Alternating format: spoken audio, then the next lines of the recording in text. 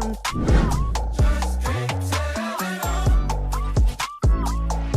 Queríamos saber un poco de ustedes. Retrocedamos en el tiempo y hablemos de su infancia. La familia es el primer núcleo de formación. Sí, entender de que Dios tiene el control de absolutamente todo.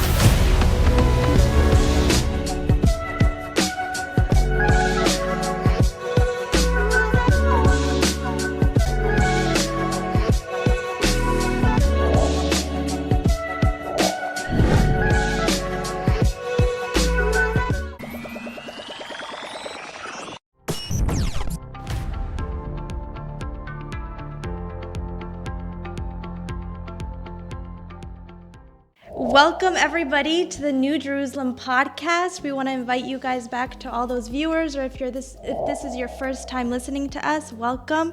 We are located in 177 Doctors Path, Riverhead, New York.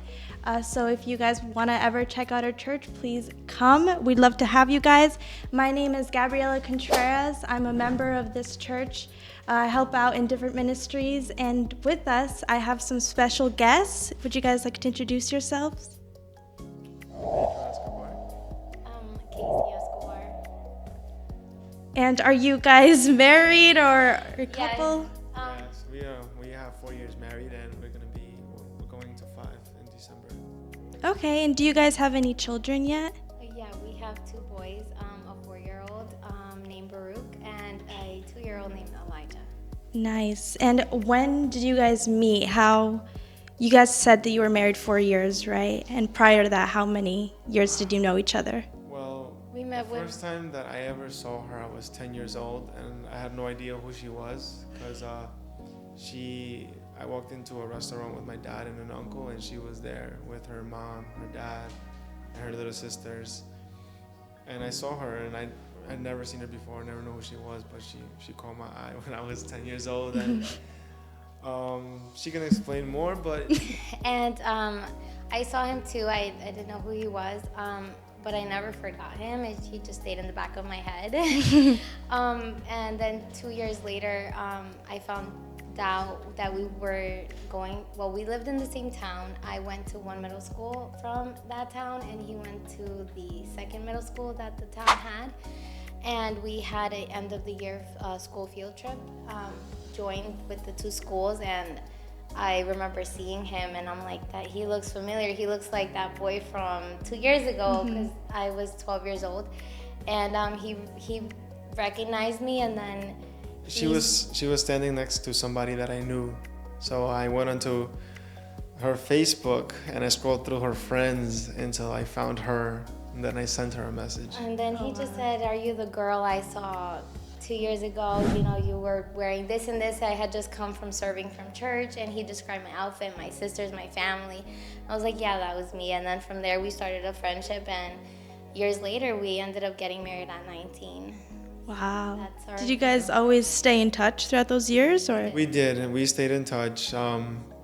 She was always like in and out of our high school. When I went to Unidad High School, she was always in and out. She went to I'd go to private like school, a private school, come then back. come back. She left, so I didn't ask her to be my girlfriend till I was in 11th grade. Yeah, But, which is when we started. But He met my parents as a friend, and when we were 19, we decided to get married, and then we had our first son at 20 and our second at 22. But my parents, we took him to church, and he was getting to know my parents and my family, and they really liked him. And I think it was God's plan, because I met him at 10 years old, and then I didn't know who he was, but 2 years later I knew who he was. But God's definitely helped us. We've been through rocky patches, but I think when we both devoted ourselves to God and gave our whole heart to God, He truly took control of our life and our relationship with God and each other. And through the years, He's been helping us. The deeper we get into a relationship with the Lord, we've noticed that the more stable and happier and united our family is. That's awesome. And you said you were 10 years old and you had just gotten back for service. So you grew up in church? Yeah, I grew up in church from the age of 4. My mom and my dad accepted Christ, and they took me to church, and I was raised in church. And when did you first start going to church? At what age? The first time I started going to church, my family has always believed in God, but I didn't start going to a church, and I was forced to go with my mom at first. And I was like 14, I think 13, 14. But since it was forced, and I always preferred to go to my soccer practice, I never really went and paid attention. But when she invited me at like 16 years old to go, then I started going, and I started going consistently, and I liked it. And I'd like to say from 16 years old, I'd been truly trying to persevere in the Lord. That's amazing. And so you came on this podcast, and who got you to know about this podcast? How did you come to find out about it? So years ago, a couple years ago, I met Axa in school, and we followed each other on Instagram then, and we didn't keep in touch. But about a year and a half ago, I posted a video about my story. I faced a really bad sickness, and she reached out and told me, I think her faith was already there. She said, when you're healed, I want you to come on and testify what God's going to do in your life. And God, Dios obró. Amen. And tell us a little bit more about your story and, from the very beginning till now, I guess. I shared my story with Pastora Lisney de Font. She prayed for me, and she shared a part of it in her preaching. I'm going to put the audio on, and then I'll go from there. Saúl se muere después de una comida. Come de las manos de una bruja. Muere. Tengo una muchacha que pudiera enseñarle las fotos en mi teléfono. Se le cayó la piel y debutó con una enfermedad que el médico no tiene cura, no tiene forma de explicar, no tiene cómo explicarlo. Ella llegó a una casa, le dieron de comer y el Espíritu Santo le dijo antes de que fuera a comer, no comas, pero ella comió. Ella salió de la casa, perdió toda su piel. Los médicos no saben qué tiene, no pueden explicar qué tiene. Hace poco le ministramos, desde el pelo hasta los pies, hermano, toda su piel se escamó como si fuera una lepra, pero no es una lepra, totalmente su cuerpo. Estoy hablando de una mujer joven sin nunca haber tenido un antecedente clínico, un antecedente médico, sin explicación ni lógica, después de una comida. Y usted dirá, pastora, eso está fuerte. Ok, y después del regalo que recibí. So, about a year and a half ago, somebody told me that the Lord, this was January 2022, the Lord told me, I want to use you, but I can't use a dirty vessel. I want you to search your heart and heal it, and then you will be a clean vessel that I can use. And when that person told me that, I started thinking, and I said, well, I don't hate anybody. I don't wish anybody bad. I mean, the people who have harmed me, I have a relationship with them. I talk to them. So I didn't think I had much to heal. Yeah. So I didn't pay attention to it really. And I think we should always really pay attention to when the Lord speaks to us. And if he does, it's because there's something. And 2 weeks later, I fell sick. I just woke up one day and I couldn't move. It was very painful. And I was covered in this really, really bad rash from head to toe. And I had a fever. I woke up shaking and trembling. We got invited to go meet a family member at a family's house. And my husband and I both didn't have peace in going. But a part of us at the same time wanted to go and, be good with our family and have a good relationship with them. But we didn't feel peace in our heart. And we went anyway. We didn't feel peace in our heart so much that my husband said, we're gonna go fast, but we're gonna make sure we eat beforehand so that when we get there, we're not hungry, and then once we leave, we can eat again. We go, and we ended up staying longer than anticipated, And while being there,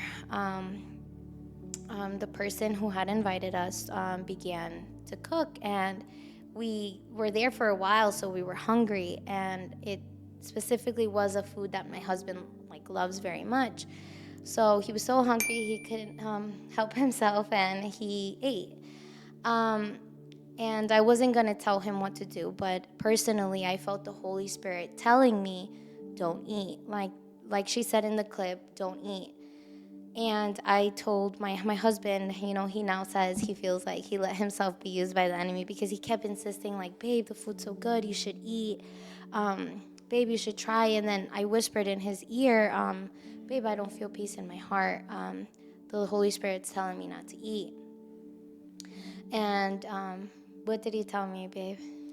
I told you, you have to pray for your food, and the Bible lets us know that we can eat. Aunque comieras cosas mortificadas, no te hará daño. Right. And even if the food had been presenting to idols, it wouldn't harm you. But something in me, and I strongly feel like it was the Holy Spirit, reminded me that is in the case that when we don't know. The Holy Spirit was specifically giving me a warning not to eat. And I disobeyed. And the Bible talks about obedience, and until going through this, I understand that we have to be obedient in the Lord in everything. And I know none of us are perfect, but when the Lord speaks to us, we really have to pay close attention to what He tells us. So I was starting to look weird because I wasn't eating. So I ate and I prayed for my food, but again, I felt this nudge at my heart saying, I told you not to eat.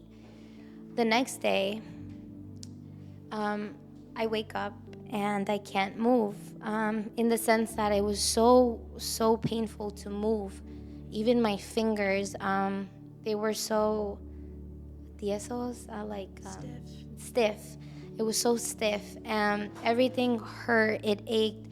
I was sweating. I had chills. I had this fever. I had this rash that covered my entire body. At this point, it's just red skin everywhere. And my legs, my ankles, everything was swollen. And that was the week where I lost a lot of weight. That was the week where I started throwing up, and nobody knew what was wrong. I didn't want to go to the doctor, and honestly, I think I didn't want to go because I was afraid to find out what I had. But everyone kept insisting that I go. But this whole week, when I woke up sick, from the day I ate food, the next morning I woke up so sick, and there was just a voice in me, an inaudible voice from the Holy Spirit just saying, I told you not to eat. And 2 weeks ago, I gave you a specific an order to heal your heart, to search it, to clean it. Because if you would have, nothing would have touched you. And if you would have also obeyed to not to eat, nothing would have happened to you. And at this point, it was just random. I just woke up like that one day. And I just remember thinking that day, there was an inaudible voice in my head just saying, I told you to heal your heart. And at that point, I didn't make much out of it. Mm-hmm. After that, as the days went on, within a week, I went from 125 pounds to 90 pounds. I couldn't keep food down. I was throwing everything up. My head, my head was hurting really bad. I didn't know what was wrong. At first, I didn't want to go to the doctors. I didn't think much of it. I thought maybe it was something like a virus that was gonna go away. So I went to my general doctor, and she ran some blood work, and she said, no, your blood work, nothing comes back wrong. Nothing's wrong. I don't see what could be wrong. Yeah. Then I kept getting more sick. It got to the point where it was 8 o'clock at night, and I hadn't ate because I couldn't wake up. I just couldn't stay awake. They would shake me and I was not waking up. I wasn't responding really. And they would push me. They're like, you have to eat something, you have to drink something. And I had no strength to even lift up my head. So from like the side of the bed, they'd like give me like a spoonful or two, and then I just fall right back asleep. That's when I went back to my doctor and she reran tests, and she said, I can't see what could possibly be wrong. You physically look really sick. You physically look ill, but there's nothing that can explain why. And then one night I had a really bad fever. It was 103, and I was in so much pain. They took me to the ER. Once I was there, they ran blood work, and what came back was that I had my eosinophils, which is a white blood cell. It was really high, so he diagnosed me with hypereosinophilic syndrome, and he said that I should follow up with the hematologist. I forgot to mention that at this point I had seen dermatologists already because my skin was shedding. It was just flaking off. My hair was falling off. I was losing a lot of weight. So and my bones ached really bad. It was really hard to move, to walk. I had a really hard time. So I saw a rheumatologist, dermatologist at this point, and my regular doctor, and I had switched and moved around, and nobody knew what was wrong until this time that I ended up in the ER. And from there, I saw a hematologist, and he said, no, you're fine. And I said, my eosinophil count is high. He said, yeah, but I think you're fine. And I didn't stay with that opinion. I went to this special program in the city from Weill Cornell. It was a leukemia program that I got a contact that God is so good. My sister's best friend, her mom came to drop her off, and she saw my state, and she said, I think she looks like a friend that I had that had leukemia. It's just really rare form, but you should try. He's a really good hematologist. But the wait list is for two-year long wait list, and some people don't even make it by the time that an opening opens up. But she had, her cousin was the director, so she was able to get me an appointment. In 2 months? I'm sorry? You got your appointment in 2 months instead of 2 years. I had to wait for 2 months to get it.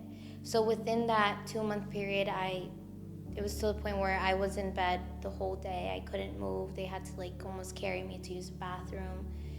And it was very hard because I was a stay-at-home mom who homeschooled. We homeschool, and we plan to homeschool our boys. So my oldest son was in preschool. When I first got sick, he was 3 years old, and my youngest was 1 year old, and I was breastfeeding him too. So it was very tough. We had to move out of our house. It was empty for the 1.5 years that I was sick, and we went to go live with my mom. And my boys, were at this point, it was very hard for them, and I think for you too. Maybe I could pause and you can speak on at this point how you were feeling. So when we moved out of our house, it's because I had to go to work, and she couldn't take care of our kids. So it was something that, for me, it was very tough in the sense that I knew she wasn't okay, and I knew I couldn't stay home and take care of her. Yeah. So... You had missed work already almost. Yeah, I had missed a lot of days of work already, trying to be there and be dad and, and help out with her, but it wasn't enough, with the cooking, and she needed a lot of attention, and obviously, I had to go to work. Right. So, yeah, it was tough because that's why we had to move with her parents, because her mom took care of her and our kids, and then when I'd come home, then I'd help out with the kids, and then I'd help out with her. And at this point, I was almost feeling like we were never going to get out of it. Yeah. Yeah. This was 6 months when I got the appointment. We were already 6 months into it, and I still had to wait another 2 months for my appointment. For the appointment. Yeah. So when I finally got it, I was already 8 months of having developed this unknown sickness. Multiple visits to hospitals. Before I finally got that appointment, I was already kept going back and forth from the hospital, because since I had 90% of my skin open, I had wounds everywhere, so I was very prone to get infections. So I had multiple blood infections as well throughout this whole 8-month period up until where we are right now in the story. But it was very hard for everyone, because I went from being a caretaker to having people have to take care of me and my boys. And thank God, the Lord never leaves you alone, because I was so grateful to be able to have my mom and my dad help us. They had to help out financially too, because I work a part-time from home, that I could no longer work, and my husband was missing out a lot of days of work. We had nobody to take care of the kids. But the Lord always puts people in our path, because there were so many people who offered to come help with the kids, offered to come help with me. There was so many people that helped us out too financially. And it was always in the time we needed it. Like, let's say we had this amount that we needed to pay our mortgage, that we couldn't make ends meet. God would just send somebody that with almost the exact amount. And we never asked anybody, but the Lord would always put in people's heart to help out in any way they could. I had a big support system, because when there was days that I couldn't keep going, the Lord always sent a reminder that He was with me, and that He was gonna take us out of it.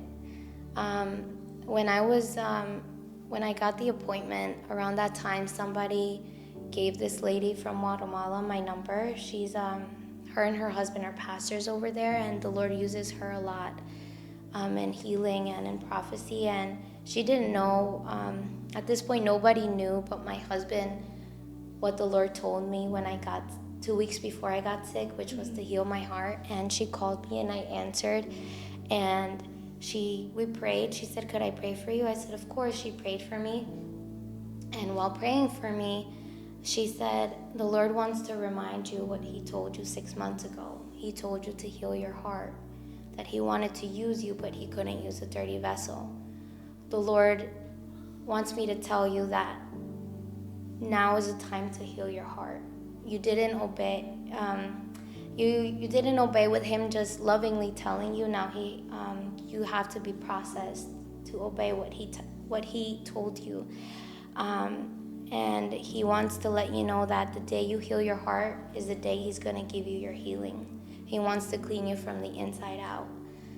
And I remembered that the day I woke up, I heard that inaudible voice in me reminding me, "I told you to heal your heart."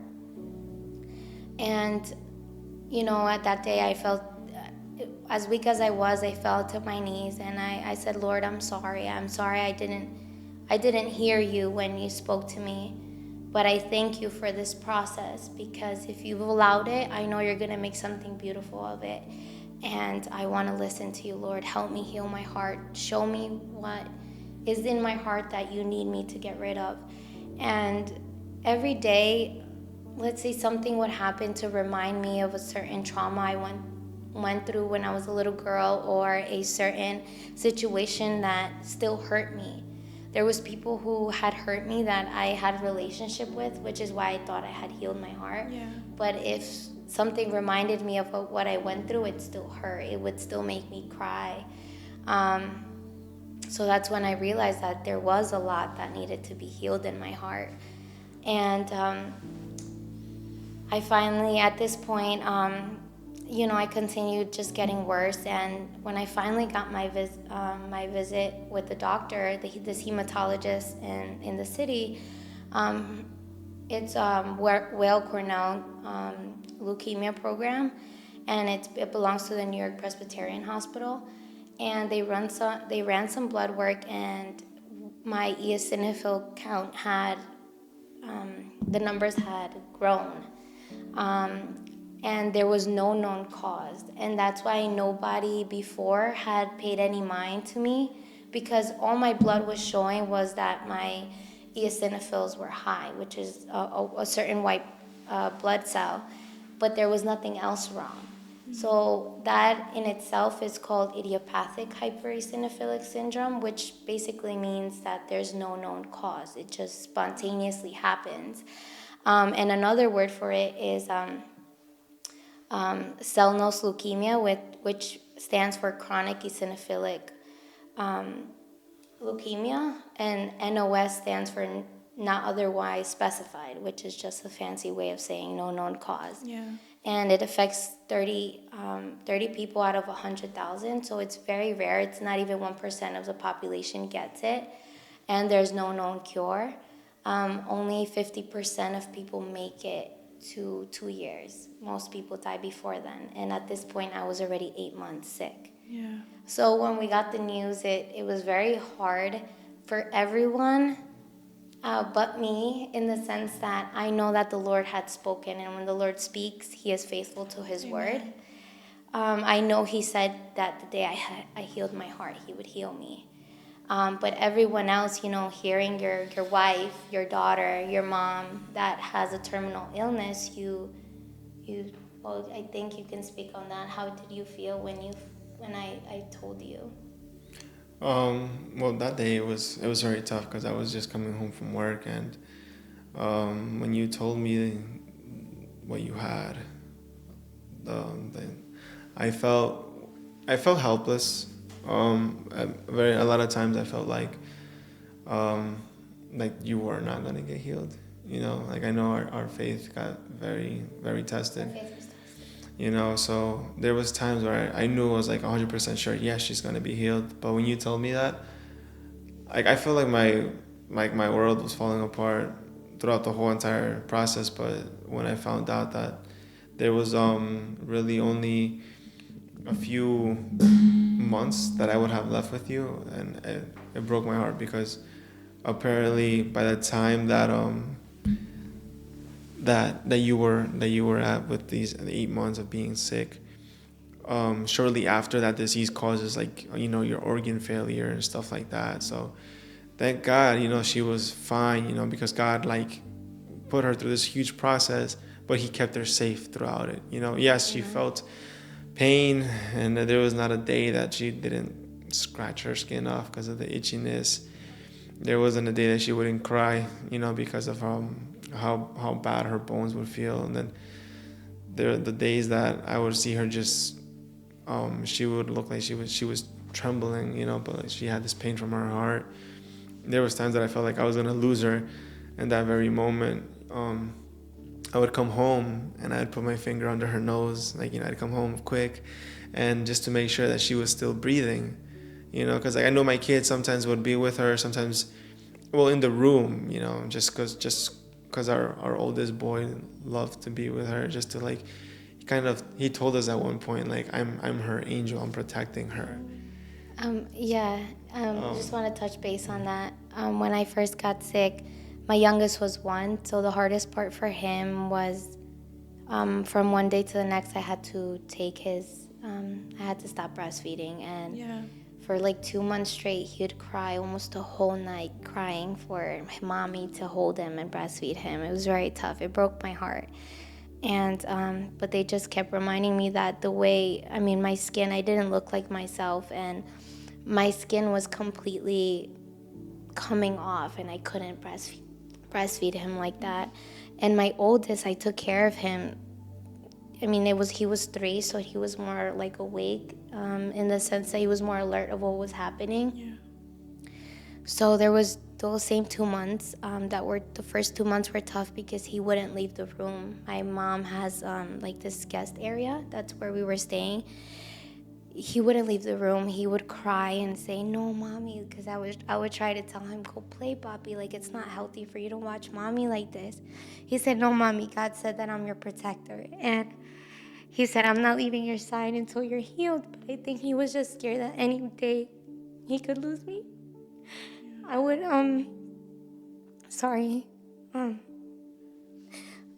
I would scratch so much, and it was very traumatic for even my husband to watch me scratch like that, and a 3-year-old shouldn't watch that, The 1-year-old, he was more easy to get distracted, to distract him. But the 3-year-old, he would be there from morning to night. He would eat breakfast, lunch, and dinner in that room. And he wouldn't want to play. He would just lay down next to me, like just rubbing my back. Or he would go tell my mom when I needed food, like, oh, my mommy hasn't ate yet. And I'd be like, Papi, I'm not hungry. He's like, no, Mommy, you have to eat. And I think it was just God just reminding me that you have people to fight for. Because there was days that it was tough to keep going because the itchiness was so bad. I would scratch from the few times that I was awake. I would be scratching. And then as the sickness progressed, I was so exhausted, but I couldn't sleep because of how itchy I was. I was scratching, and the room would just be covered in skin. My bed was covered in skin, so it wasn't sanitary for my 3-year-old to be there either. But I think it would have been more traumatizing for him, for us to just keep him away from me. Yeah. But we just prayed and we asked the Lord to help him know that I was going to be okay, and help him know that even if he left the room, Mommy would still be there. Yeah. And eventually he started getting strength, and he would just occasionally come to the room and say, Mommy, you're okay? Mommy, do you need anything? And as my 1-year-old got closer to 2 years old, he would come and check on me too. He'd be like, Mommy, ¿quieres que te sobe? Do you want me to massage you? Yeah. He was so sweet, baby.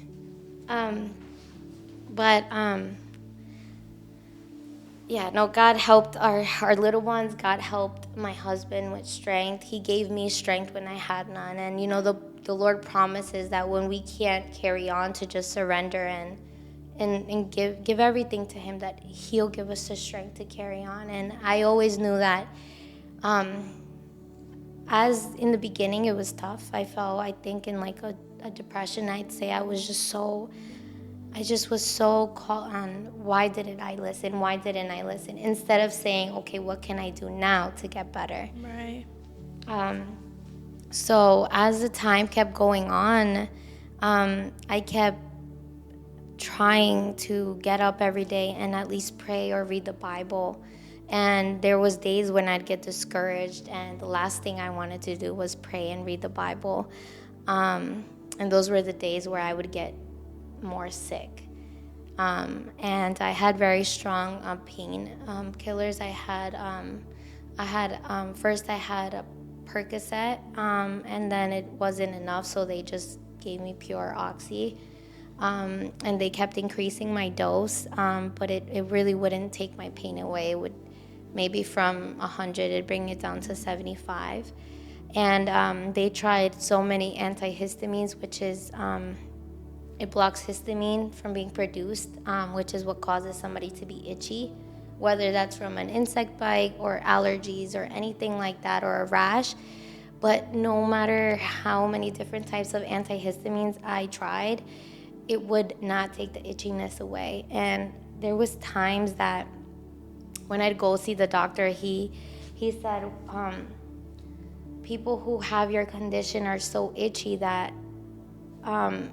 it has now become a chronic itchiness, which is, I forgot the word for it right now, but it's like a chronic itchiness that never stops.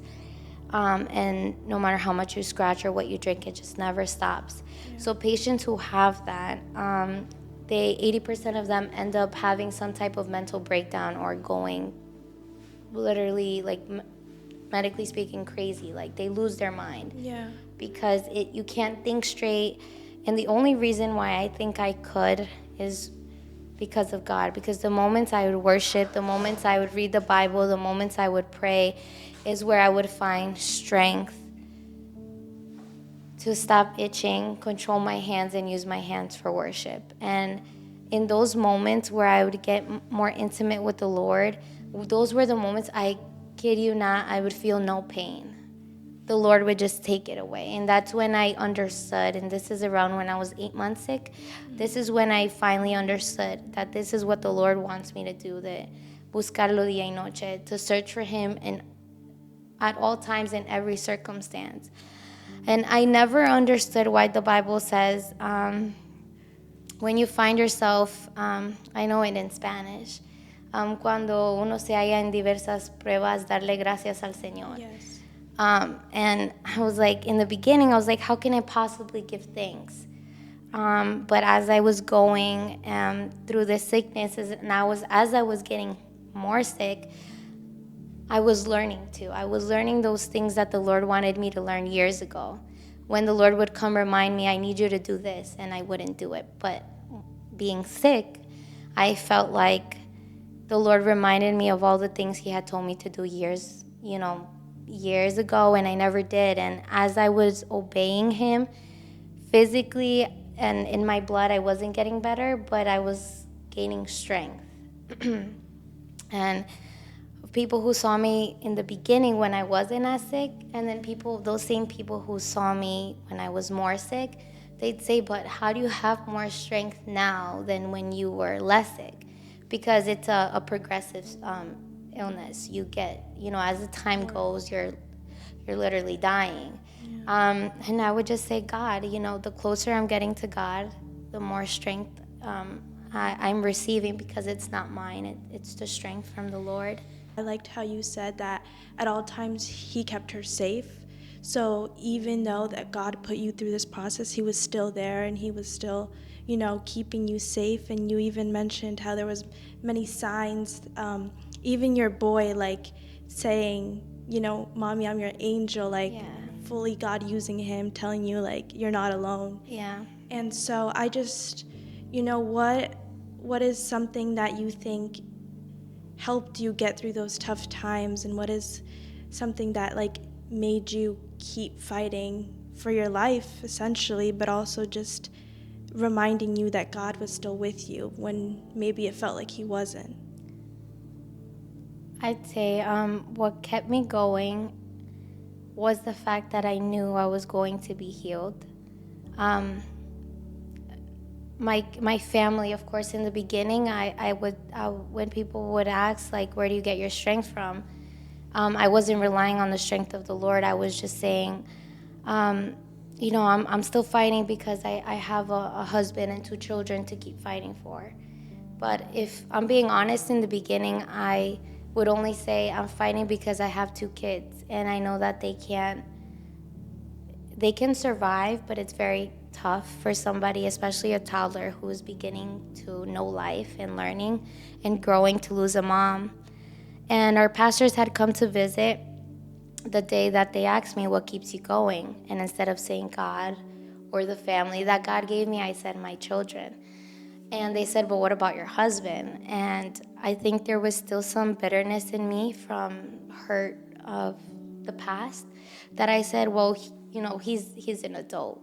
He doesn't need me, whether I'm alive or dead. He can continue living fine and, move on with life. And everyone seemed very shocked at my response. And after I said that, I realized that there was some bitterness in my response.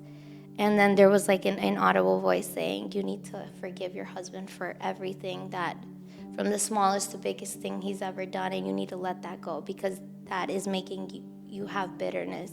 You're bitter because of it.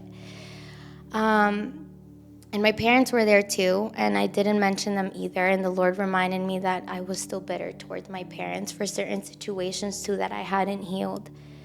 And the pastor said, it seems like the only thing that keeps you going is your kids. And that gave me a flashback to when I had my first son.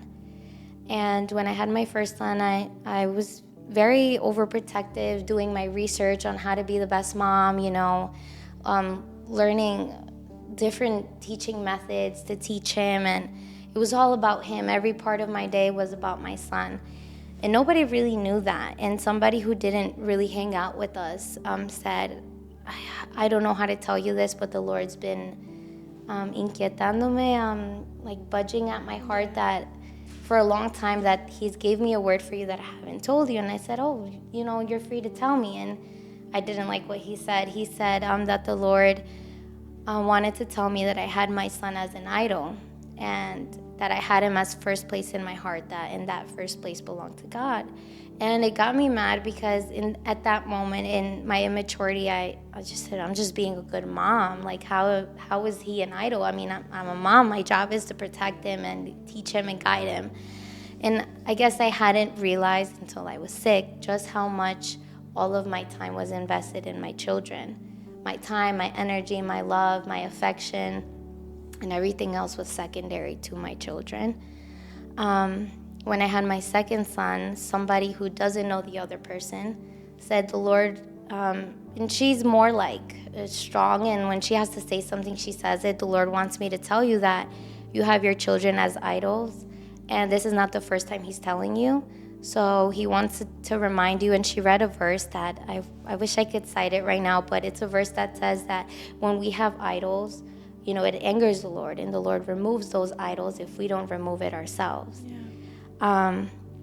And when we were at that dinner table with the pastors, it brought me that. It brought me back to that. And I heard this inaudible voice telling me, that's one of the things I want to teach you right now, that it's God, your husband, and then your children. Mm-hmm. And my fear was always not being there for my children. I thought that if I wasn't there, even for a brief moment, my kids wouldn't be okay. That if anybody but me took care of them, they would not be safe or guarded from things that I wanted to protect them from. And the Lord told me personally that I was very self-sufficient, and I thought that my kids were in my hands. But he reminded me that before them, my kids being my children, they're the Lord's children first. And they're a gift from the Lord. And just as they're a gift, they could so easily be taken away. And thank God he took them away in the sense that I was sick, and I was a mom who wasn't able to be a mom. So I was, in a sense, stripped from my children, because what I so loved to do was being a mom. And I couldn't do that. I was too weak to even take care of myself, much less my children. And he taught me that even if I wasn't there with them every single day, he was protecting them. That I didn't have to worry for their safe being. I didn't have to worry about me protecting their hearts, me protecting their minds. That who does that is the Lord.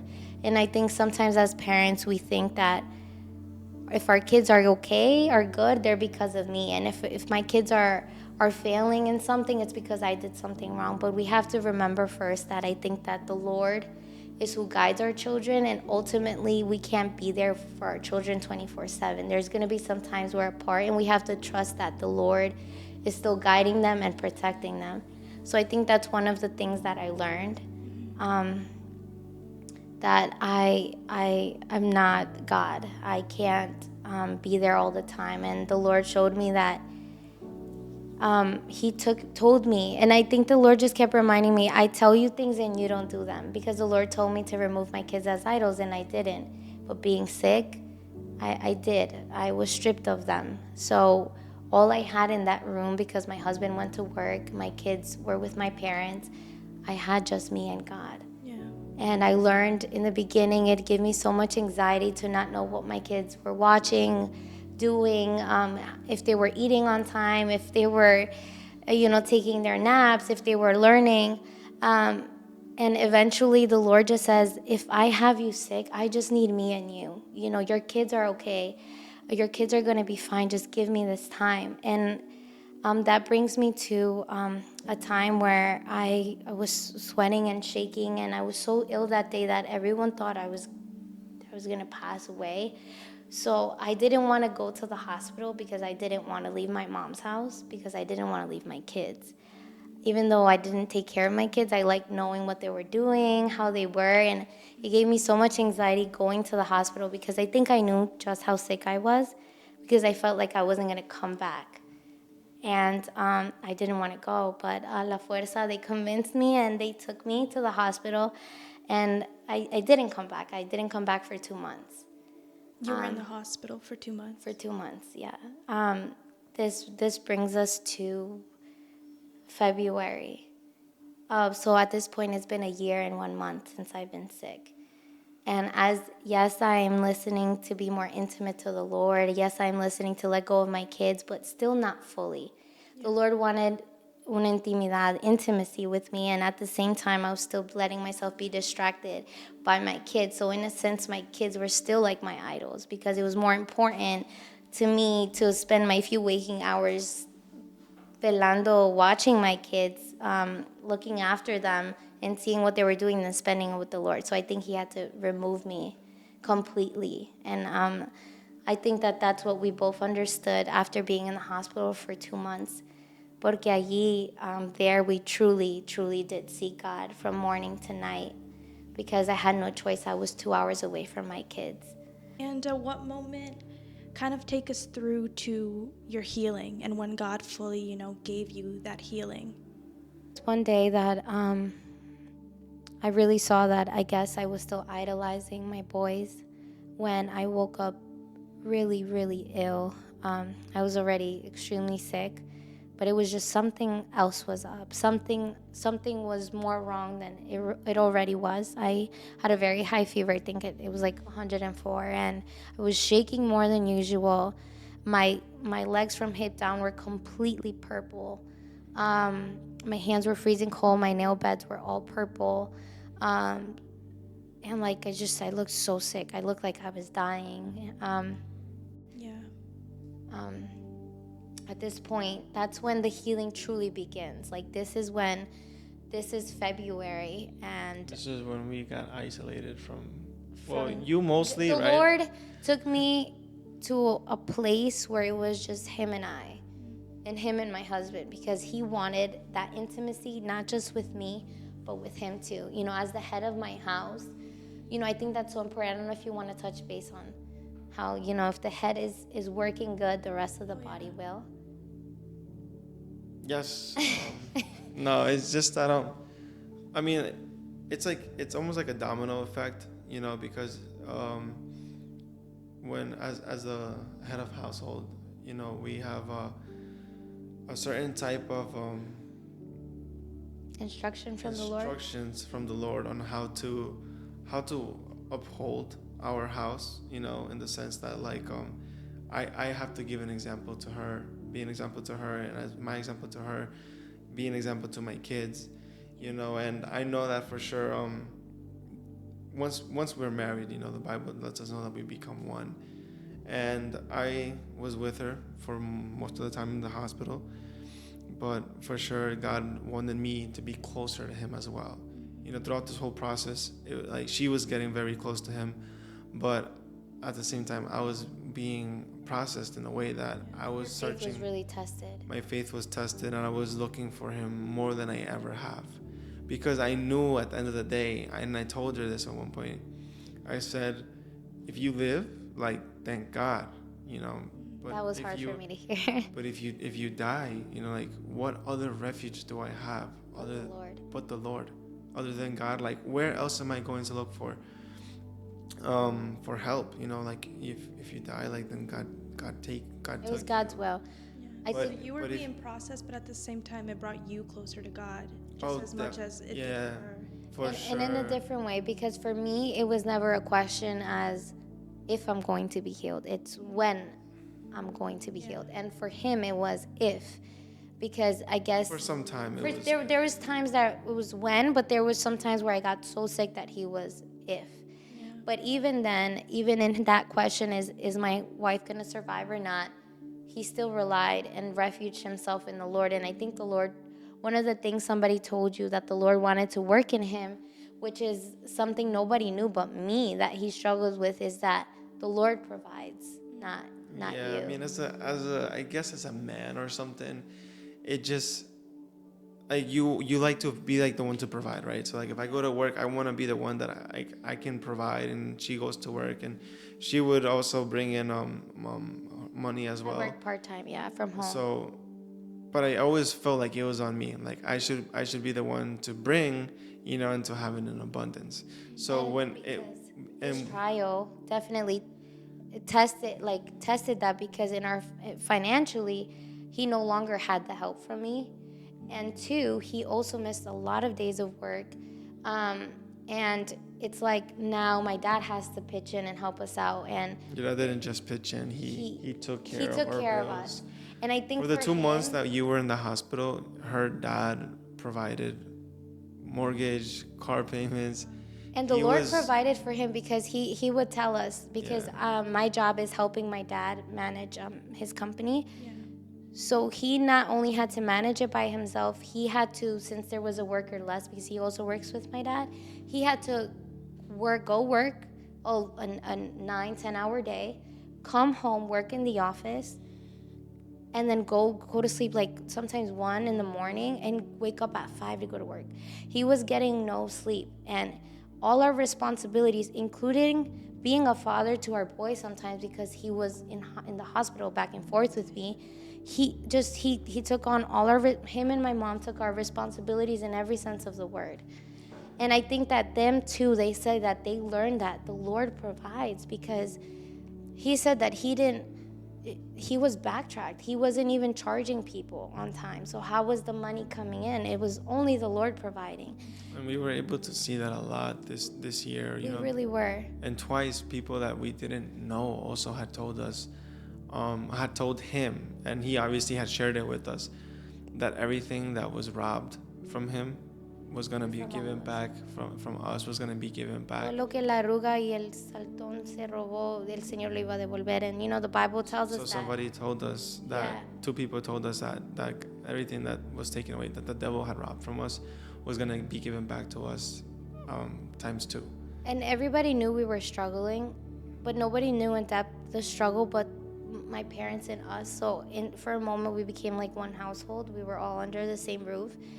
And I think everyone, and I can't speak for them, but they've told me that we're all better because of it. It was the hardest year all of us have experienced. My mom used to cry so much seeing her little girl dying, because in my mom's situation that also was tested, that I was given to her, but as a gift. And if the Lord took that away, she had to be okay with that. And she had to know that through it all, the Lord had control. And my worst fear was not being able to be a mom, and I was confronted with that fear. And I learned that the Lord still took care of them, took care of my husband, took care of me, took care of my parents. And like even my sisters, they pitched in so much, they matured. My kids are also more, the things that certain things I wanted to protect them from, like traumas. They went through a trauma, but you know what? I can see them, for a 2 and a 4-year-old, the way they speak about God now is wow, but it's because of what they saw. My little boy, my 4-year-old, and my 2-year-old were in class in Bible school, and they were talking about when God healed Naaman of leprosy. And they both said, excuse me, God healed my mom from leprosy because what I had looked like leprosy, similar. And in their small mind, they assumed that that's what it was, because I also had llagas, blisters, wounds. My skin was just not where it should be. And one day when they were talking about Job, my oldest son said, Mom, today they talked about somebody similar to you, where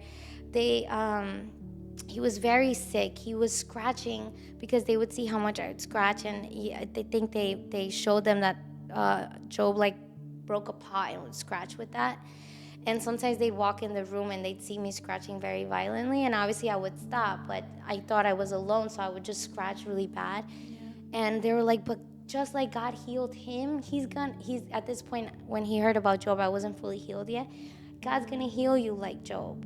Speaking in faith at 3, at the time he was 3, and when they told him about Naaman, right now he was 4.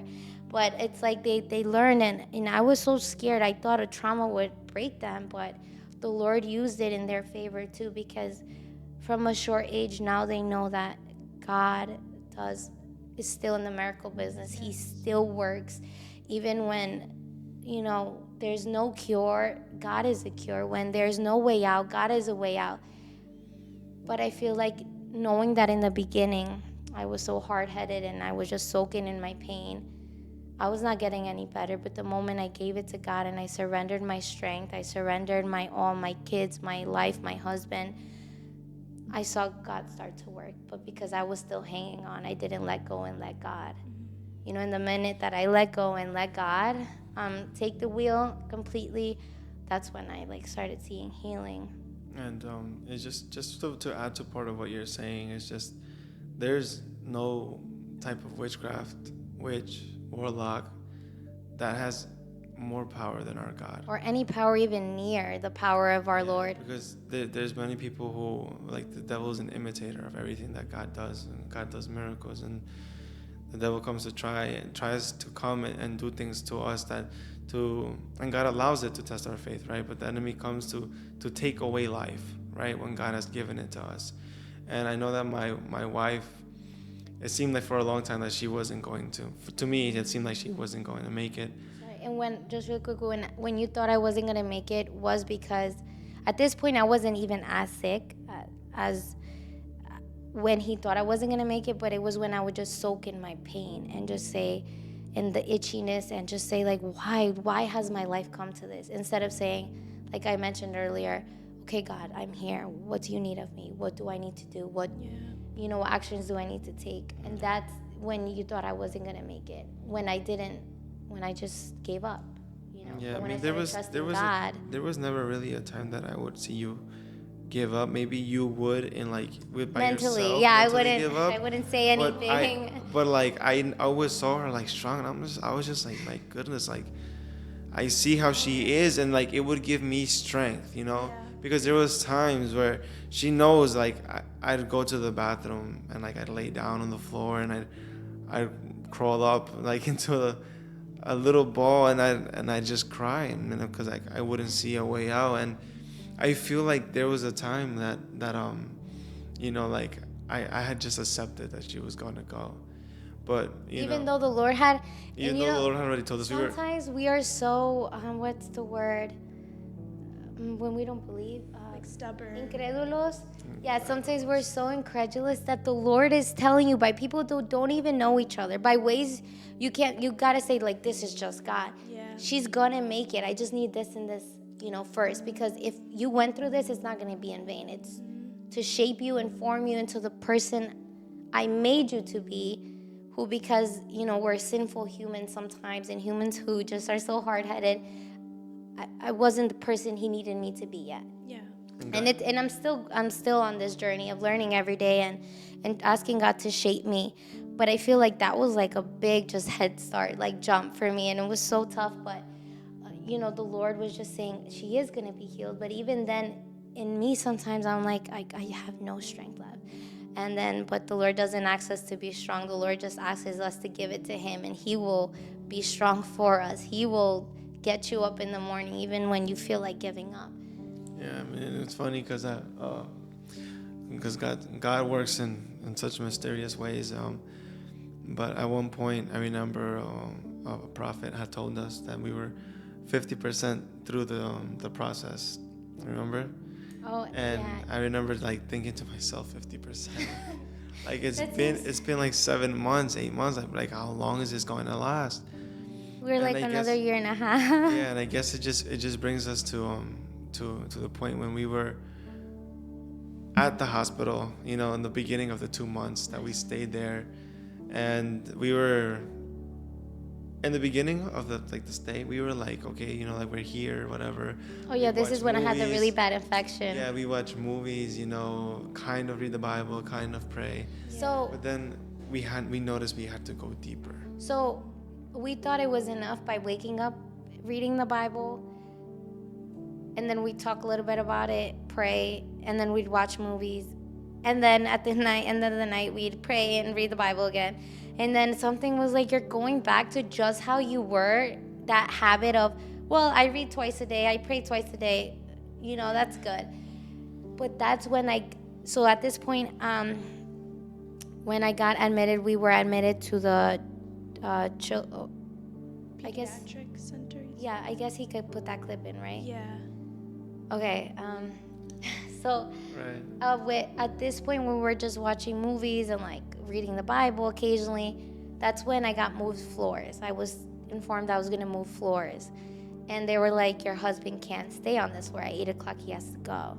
So. And that to me was like a slap in the face. And then it's like you had the opportunity to together look for God, and you didn't take advantage, because I feel like one person praying in your house is strong, but two, and including the head of your house, y la ayuda idónea,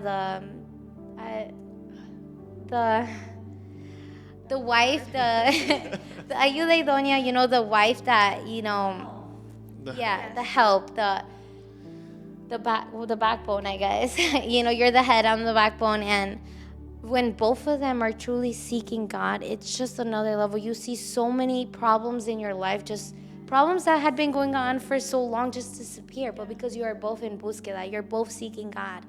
And so, you know, God was like, now you're on your own. Now I didn't have him, so I had no urge. I just felt so sad again. But thank God for that sadness, because it just pushed me to, I would just cry. And once I'd start crying, I'd just start praying. Yeah. Because I guess I was seeking God more the way he wanted me to, in intimacy with him. They came back and said, you know what, the infection is getting better. We feel safe enough to send you home with the central line. It went through my neck and came out by my heart. And I had to get antibiotics and other medicines through the line every 4 hours. And we went home, but I went home one day and I started feeling really sick again, because as soon as I went home, I fell into the habit of, okay, now I'm a little better, now I'm going to go straight to being with the kids, instead of recovering physically in my bed and also recovering spiritually. So literally the next day, it woke up and it was like really badly infected. So we had to go right back to the hospital. They took out the central line, they tested it. I had a different infection on top of the infection I was already recovering from. So they're like, we have to admit you again. And when we got admitted, we went up to our room. It was around like lunchtime. So I think we were like, okay, what movie are we going to watch? And then instantly I was like, no, we're going to put on a preaching, like what we eat. And we put on a preaching. And from there, we were like, no, we're not going to watch movies this time. We're going to pray, and we're going to read the Bible. And I started telling him, when you weren't here, the days that I was alone most of the time, the more deeper I got into the Word of God, the better I started feeling. And that's when my infection started, like, getting better. Now it's when I got to go home. So if we want to go home, let this time be the time where we're going to sit here and get close to God. So when we go home, I go home healed. So now I'm getting to the doctors, because at this point, every single day, I'm getting better. While 2 weeks before being fully healed, this is when I'm still in the hospital. And I know now it's 2 weeks because, you know, I went through it already, but I had 2 weeks left to be in the hospital. From being in there 2 months, there was still 2 weeks to go from what I went through. They came in and they were like, something's not right. Something in your MRI shows there's so much, because I got PET CT scan, like I got CAT scans, MRIs all the time, but this MRI, they're like, something's not right. I was like, what is it? They're like, no, we have to do it again. Like, and they took me, and I was like, okay, what's on it? They were like, no, we need to do another test before telling you anything. And they did a spinal tap, I believe it's called, where they take fluid from your spinal cord, and they took it. And then the next day they were like, the doctor came in so harshly. He was just like, we need to start you on really 1,000 milligrams of was it prednisone? No, 1,000 milligrams of prednisone through the IV, you know, for as long as it takes, but we calculate a week. After 2 months in total, I was healed, because doctors can say something, but at the end of the day, God will always have the final say. I just, you know, want to encourage them that no matter what you're going through, how hard your situation is, how impossible, there's nothing impossible for God. But you have to surrender. You really, truly have to surrender your will, your strength. Because if it was up to my strength, I think I would have given up and just asked God to take me to heaven.